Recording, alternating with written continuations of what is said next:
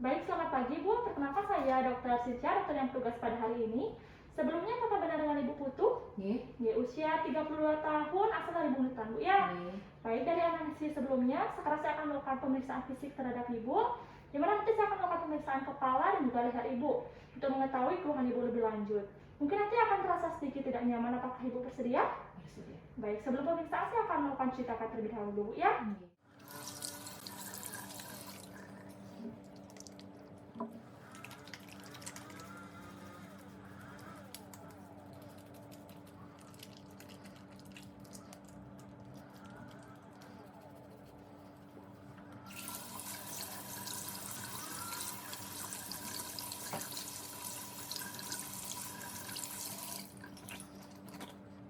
Baik Ibu, yang pertama saya akan melakukan pemeriksaan kepala dan juga rambut Ibu ya Bu ya. Dari pertama kita akan melakukan pemeriksaan inspeksi, di mana kita lihat bagaimana ukuran dan bentuk kepala dari pasien itu sendiri. Kemudian dari rambutnya kita bisa lihat bagaimana warna, jumlah, dan distribusi dari rambut pasien itu sendiri. Nah, pada pasien itu ukuran dan bentuk kepala itu terkesan normal, tidak ada hidrosefalus maupun mikrosefali, dan dari rambut pasien itu berwarna hitam, cukup lebat, dan distribusi itu terkesan rata. Selanjutnya saya akan melakukan pemeriksaan palpasi pada kepala pasien. Jadi Ibu nanti kalau misalnya nyeri pada saat saya pegang, Ibu bisa katakan kepada saya, Bu ya. Pertama kita lakukan palpasi kepala pasien, apakah nilai, kemudian apakah ada benjolan, kemudian ada lekukan, ada mungkin ada nyeri tekan atau tidak. Kemudian di rambut kita juga bisa nilai apakah rambut pasien mudah rontok atau mudah tercabut atau tidak. Kemudian kita juga bisa nilai apakah dia ada tanda infeksi jamur, dermatitis, dan lain sebagainya. Kemudian kita juga bisa lihat apakah ada tanda-tanda alopecia atau tidak. Baik, pada pasien itu tidak ditemukan adanya benjolan, lekukan maupun nyeri tekan pada kepala. Kemudian dari pemeriksaan rambut juga tidak mudah untuk dicabut. Kemudian tidak ada juga tanda inflamasi, tanda infeksi jamur maupun tanda dermatitis. Baik Ibu, selanjutnya saya akan melakukan pemeriksaan pada wajah Ibu. Mungkin bisa dilepas maskernya terlebih dahulu. Bisa. Jadi pertama kita lakukan inspeksi pada wajah pasien, kita lihat apakah dia simetris kanan kiri, kemudian apakah dia ada benjolan atau tidak, kemudian apakah ada bekas operasi atau tidak. Kemudian kita juga bisa nilai apakah ada tanda khas dari wajah atau tidak. Kemudian kita juga bisa lihat apakah dia ada gerakan involuntir atau tidak. Selanjutnya coba Ibu naikkan alisnya, bisa? Kerutkan dahinya, tutup matanya. Sekarang coba saya buka, tapi Ibu tahan dulu ya. Tutup mata. Oke, selanjutnya coba gerakan mencucuk. Iya. Baik, dari melakukan inspeksi itu pada wajah pasien simetris kanan kiri, tidak ada benjolan, tidak ada bekas operasi maupun tanda-tanda inflamasi, dan dari pergerakan juga dia simetris kanan kiri, tidak ada deviasi satu ke satu sisi. Selanjutnya saya akan melakukan pemeriksaan pada mata pasien, di mana yang pertama kita inspeksi, kita lihat bagaimana kedudukan mata pasien, apakah dia simetris kanan kiri, kemudian apakah dia ada tanda inflamasi atau tidak, apakah ada tanda pembengkakan atau tidak, atau ada tanda bekas operasi atau tidak. Nah, pada pasien dia itu simetris kanan kiri, tidak ada tanda inflamasi maupun pembengkakan. Kita akan melakukan pemeriksaan pada pupil pasien, kita bisa lihat bagaimana kedudukan pupil, kemudian kita bisa nilai ukuran pupil pasien, dan apakah dia ada gerakan involuntir atau tidak. Selanjutnya saya akan melakukan pemeriksaan refleks pupil pada pasien. Permisi Bu ya.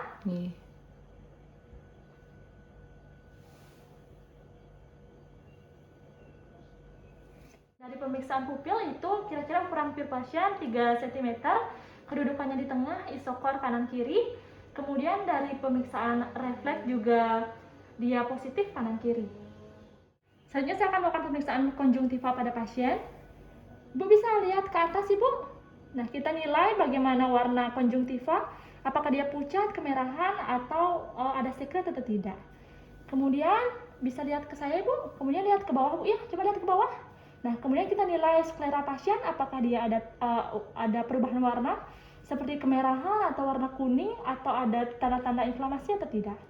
Nah, kemudian dari pemeriksaan konjungtiva dan juga sklera pada pasien itu tidak ditemukan adanya anemis. Pada pemeriksaan konjungtiva, kemudian dari pemeriksaan sklera juga tidak ditemukan ikterus ataupun tanda inflamasi lainnya. Baik, selanjutnya saya akan melakukan pemeriksaan pada hidung Ibu, Bu ya. Sebelumnya pertama kita lakukan inspeksi terlebih dahulu apakah dia ada deformitas atau tidak, kemudian apakah dia ada tanda inflamasi atau tidak. Nah, pada pasien itu tidak ditemukan adanya deformitas maupun tanda inflamasi ataupun bekas operasi. Selanjutnya saya akan melakukan pemeriksaan pada mukosa hidung pasien. Itu bisa agak ke atas. Kita nilai kanan kiri, apakah dia ada deviasi septum atau tidak. Kemudian kita nilai mukosa pasien, apakah dia ada tanda-tanda inflamasi atau tidak. Dan kita nilai di hidung pasien apakah dia ada benjolan atau tidak. Pada pasien itu normal, mukosa hidung itu tidak ada tanda inflamasi, deviasi septum tidak ada, kemudian juga tidak ada benjolan. Nah, selanjutnya saya akan melakukan pemeriksaan pada sinus pasien untuk menilai apakah dia ada nyeri tekan atau tidak. Ibu, ini ada nyeri, Bu? Tidak. Nah, Ibu ya. Ini ada nyeri? Tidak. Ini? Tidak. Ada nyeri, Bu ya. Baik, dari pemeriksaan sinus, dari sinus frontalis, ethmoidalis maupun maxillaris tidak ditemukan adanya nyeri saat ditekan. Selanjutnya saya akan melakukan pemeriksaan pada bibir pasien. Pertama kita inspeksi dulu bagaimana warna dari bibir pasien, apakah dia cenderung kebiruan atau pucat. Kemudian kita juga bisa nilai apakah dia ada luka atau tidak. Kemudian dari sudut bibir juga kita bisa nilai apakah dia ada deviasi ke satu sisi atau tidak. Nah, pada pasien itu cenderung normal, tidak ada luka. Kemudian dari warna bibir juga tidak ada kesan kebiruan, dan dari sudut bibir juga tidak ada deviasi ke satu sisi. Selanjutnya mungkin coba Ibu buka mulutnya.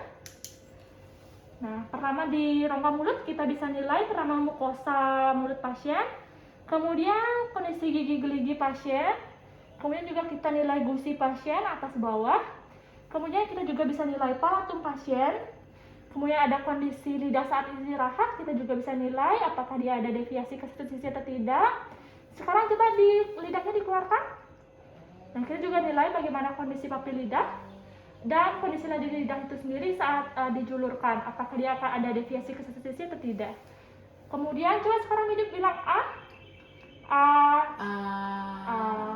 Kemudian kita juga bisa nilai tonsil pasien dan juga faring pasien, apakah dia ada tanda radang atau tidak.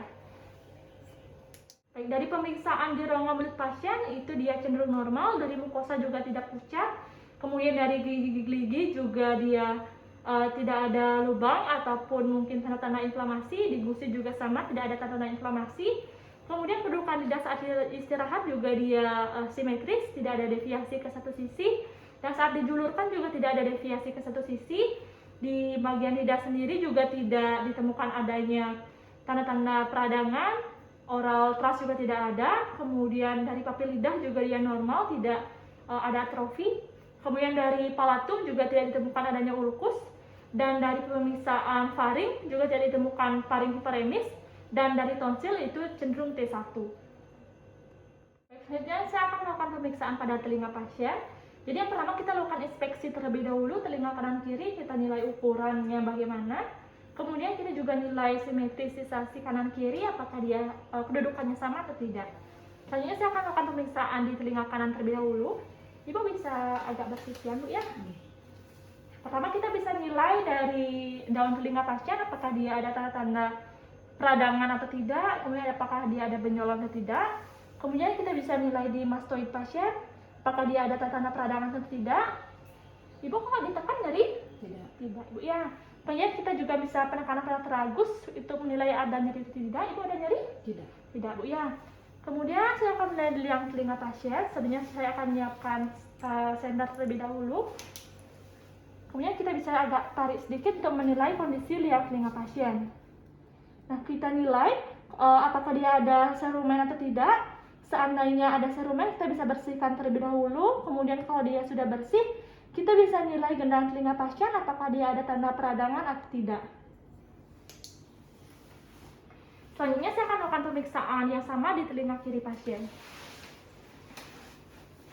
Yang pertama kita nilai dalam telinga pasien apakah dia ada tanda peradangan atau tidak, atau ada benjolan atau tidak. Kemudian dari mastoid pasien juga sama, kita nilai apakah dia ada tanda peradangan atau tidak. Ibu kalau ditekan sakit, Bu? Tidak. Enggak, Bu ya. Kalau ini tekan sakit? Tidak. Nah, selanjutnya saya akan melakukan pemeriksaan pada liang telinga pasien. Kita nilai pada liang telinga pasien apakah dia ada serumen atau tidak. Kalau misalnya ada serumen, kita bisa bersihkan terlebih dahulu. Kemudian kita baru nilai gendang telinga pasien, apakah dia ada tanda peradangan atau tidak. Baik, dari pemeriksaan telinga itu dia terkesan normal, simetris kanan kiri dari inspeksi, kemudian dari palpasi juga tidak ditemukan ada nyeri baik pada saat penarikan atau saat penekanan di tragus maupun di mastoid pasien. Kemudian dari dalam liang telinga pasien juga tidak ditemukan adanya tanda-tanda peradangan. Kemudian dari gendang telinga juga tidak ditemukan ada tanda-tanda peradangan maupun bulging dari gendang telinga itu sendiri.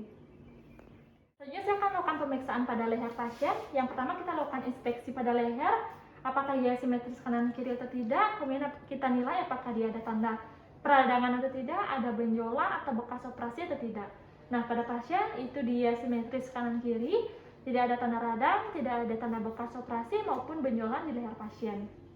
Selanjutnya saya akan melakukan pemeriksaan pada lymph node pasien, di mana kita bisa posisikan diri di belakang pada pasien itu sendiri. Pertama kita bisa nilai di lymph node di submental. Kita nilai apakah dia teraba atau tidak. Kemudian di submandibular. Kemudian kita bisa melakukan pemeriksaan di preaurikuler. Kemudian lymph node di postaurikuler atau retroaurikuler. Kemudian di occipital. Kemudian kita nilai di tonsiler. Kemudian di superficial cervical superficial. Kemudian cervical deep cervical. Kemudian post cervicalis. Dan terakhir kita nilai di supraclavikuler.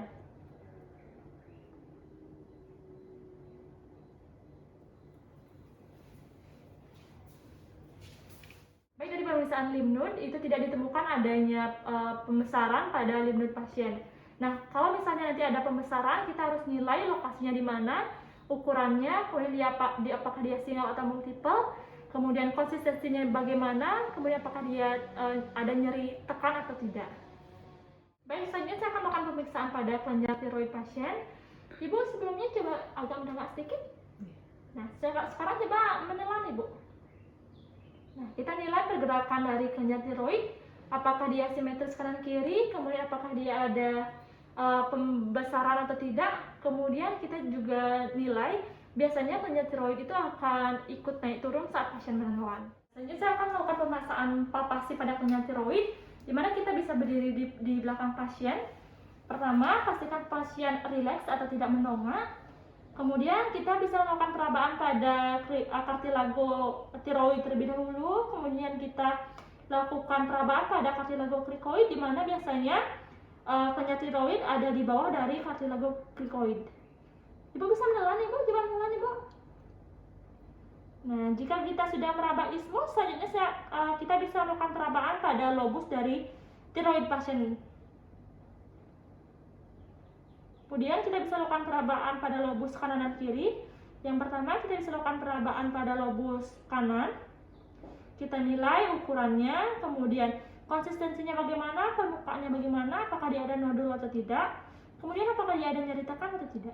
Apakah nyeri Bu? Tidak. Selanjutnya kita lakukan pemeriksaan pada lobus sisi kiri.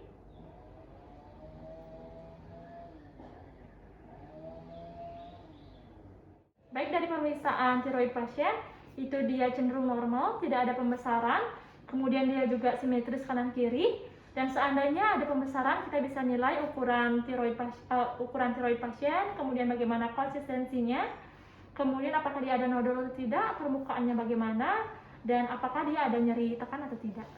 Saya akan memeriksa di lobus kanan dan kiri dari kelenjar tiroid pasien untuk menilai apakah dia ada bruit atau tidak.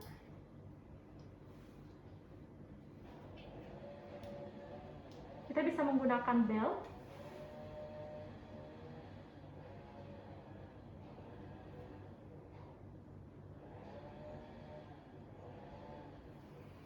Baik, pada pasien tidak ditemukan adanya bruit pada lobus kanan maupun kiri dari kelenjar tiroid pasien.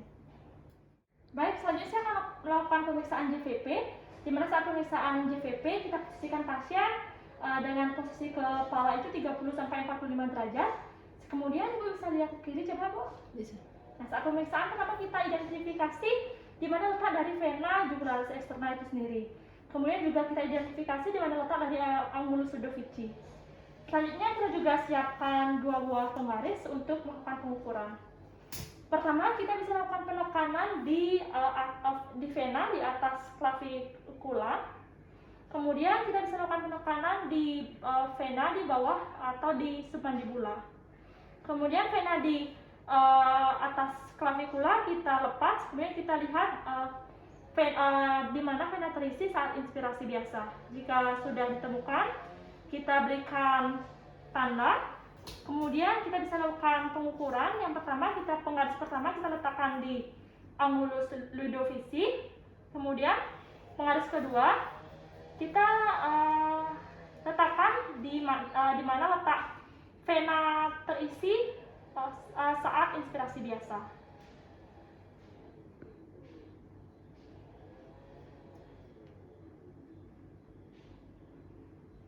Baik, pada pasien ditemukan kira-kira 2 cm, di mana untuk ukurannya sendiri, jadi berdasarkan panduan itu dianggap dari angulus Ludovici itu sejajar dengan atrium kanan, itu dianggap tingginya itu 5 cm.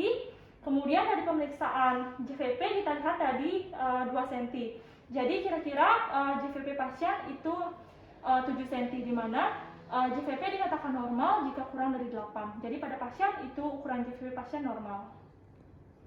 Baik, selanjutnya saya akan melakukan pemeriksaan dari arteri karotis, di mana saat pemeriksaan arteri karotis posisikan pasien juga sama dengan posisi 30-45 derajat. Yang pertama, kita lakukan inspeksi terlebih dahulu dari otot sternocleidomastoideus pada pasien. Pertama, kita lakukan pemeriksaan di sisi kanan. Setelah teridentifikasi dari otot sternocleidomastoideus pasien, kemudian kita bisa lakukan perabaan di sisi medialnya. Kita cari di sepertiga bawahnya, kemudian kita raba dari arteri karotisnya. Kalau sudah teraba, kemudian kita bisa lakukan auskultasi. Ibu bisa tarik nafas ya, Mas? Hembuskan.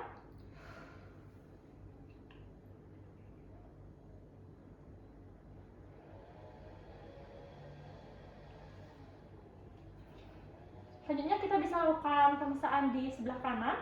Tapi pertama kita lakukan inspeksi terlebih dahulu di otot sternocleidomastoideus. Kemudian kita lihat di sisi medialnya dan kita lakukan perabaan untuk menilai arteri karotis di sebelah kiri. Jika sudah teraba, kita lakukan auskultasi. Ibu bisa tarik nafas, hembuskan.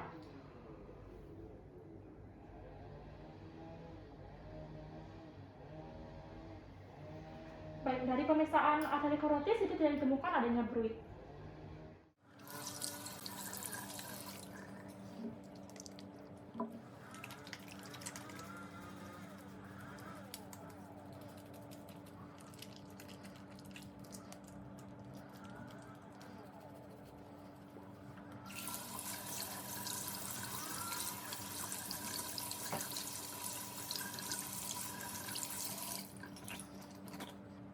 Baik Ibu, dari hasil pemeriksaan tadi, dari pemeriksaan kepala dan juga leher Ibu, saya temukan dalam batas normal atau tidak ada kelainan. Tapi nanti mungkin saya akan memerlukan pemeriksaan lebih lanjut untuk mengetahui dari keluhan Ibu lebih lanjut, Bu ya.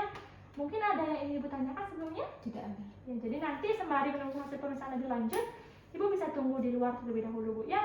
Nih, makasih.